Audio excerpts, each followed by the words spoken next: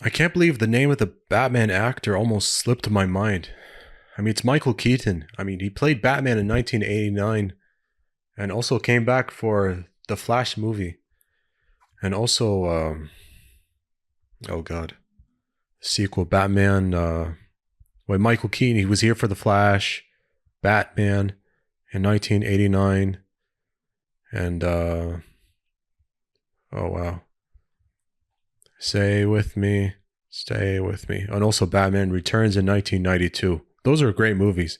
So Batman and Batman Returns 1989, 1992. I mean, he came back for the third time with Ezra Miller, Sasha Calle, Michael Shannon for the new Flash movie, which angered everyone just because of the poor CGI and plot. And plus it was a box office disappointment. But yeah, I quickly want to move on. You know what?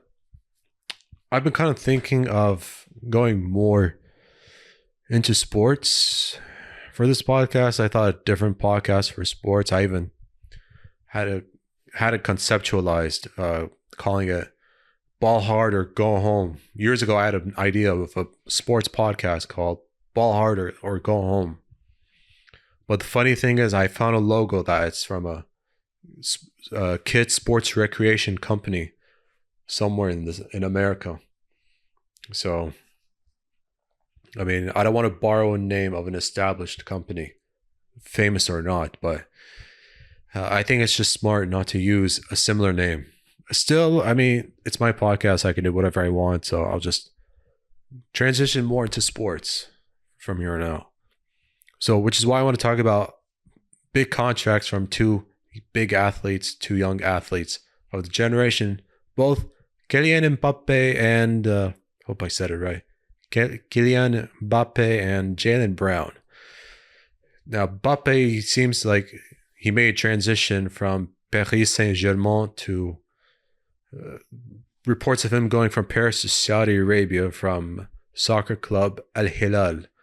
He was offered like $1 billion for 1 year, and it seemed like $322 million transfer fee and then $776 million of salary.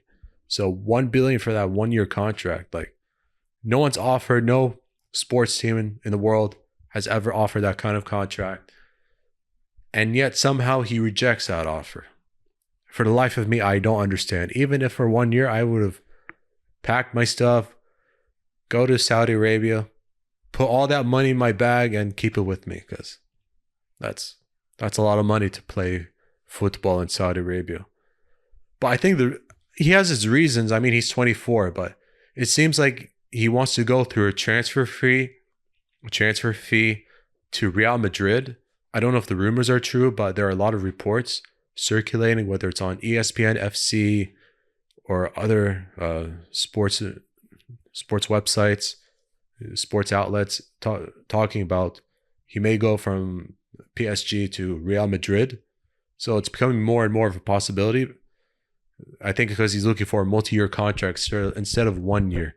I get it. Maybe a 1 year contract may not seem ideal to him, you know, in his athletic prime or entering his prime in Saudi Arabia. I mean, Saudi did manage to bring Ronaldo, and they almost brought Leo Messi, despite Messi taking a trip to Saudi Arabia with his family, even still under contract with PSG, and was supposedly not permitted or was permitted, and both clubs had to go their separate ways. And now Messi is with Inter Miami and had a really big successful debut in Miami. So, I mean, it's working out for Leo Messi in Miami. Plus, he'll be the biggest name in Miami since Dwayne Wade, so that's pretty cool. But also, Jaylen Brown, he has officially accepted the Supermax contract from the Boston Celtics for $304 million. This is the biggest contract ever in the NBA. A Supermax contract. Now, to me, the Supermax contract, I mean, they're ballooning. They're becoming more and more insane every year. I mean, I thought Nikola Jokic's contract of like 290 was a lot. In 2015, like Mike Conley getting 153 million was insane. But it's becoming a possibility that even in the future, like players who get drafted by the same team 7, 8 years later, they might get $400 million, which is a lot of money in sports. So how is it that Jaylen Brown gets $304 million is a lot of money to play basketball? But I mean, it's because they're meant to incentivize players not to, request trades or go into the free agency, becoming unrestricted free agents, and not really think of or sign contracts to different teams. That's it. Just incentivize them not to go anywhere. Just because, like, no one I think player movement, player mobility, it's a good thing. Not always being the same place. It's not always ideal. So I get it, right? So I understand it for some players, but that's the whole point of the Supermax. But the Supermax really takes up teams a huge chunk of their salary cap that they have to pay for every year, especially when they have to consider luxury tax situations or be penalized on luxury tax, or even like now new CBA, like a second apron.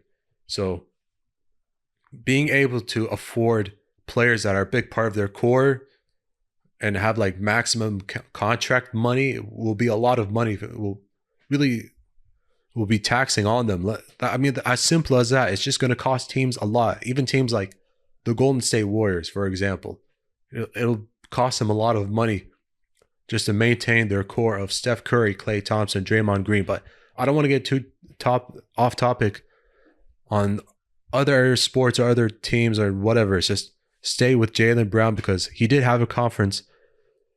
Now he's great for the money and all that, but it's not just the on-court success. He's someone he's very well educated. A few minutes later. Yeah. Sorry for the interruption.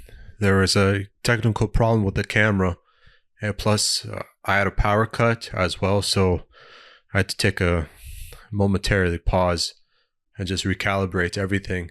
But I was just mentioning how Jaylen Brown, he's someone who cares about education, and some scouts were saying before his draft, for the NBA draft 2016, that he seems to prioritize education to a point where they don't think he cares too much about basketball, whereas he actually does. I mean, he's a two-time All-Star, so of course it matters, and he wants to make Boston into a Black Wall Street in Boston. So he really wants to invest a lot of the money he's making for the next 5 years in Boston and really give back. He does care. It matters a lot to him. But to suggest that he doesn't care about basketball is insane, especially since he once said that his 5th grade teacher will look up his name and see if he's in jail, which is hilarious because he's really successful and getting $300 million. And he's scheduled to make like 50 to 60 million a year for the next 5 seasons. But yeah.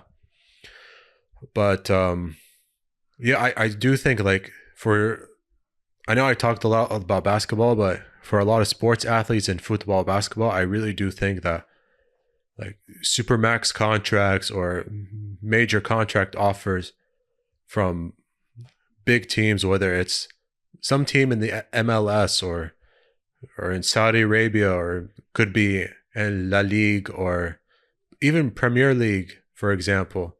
I mean, look for teams to give massive offers that players will either can't refuse, or for some crazy reason, they're going to refuse just because they have an alternative motive to go somewhere else or to go to a preferred club, So I don't think it's even rare that as well, like NBA players refusing supermax contracts because they want to become unrestricted free agents and explore their options and see what teams can offer the money that they're looking for or the chance to play and compete for a championship as well. So all these reasons and factors do matter, but I'll try to focus a little more on sports just because I realize I don't do that enough. So that'll be a really nice change for me personally.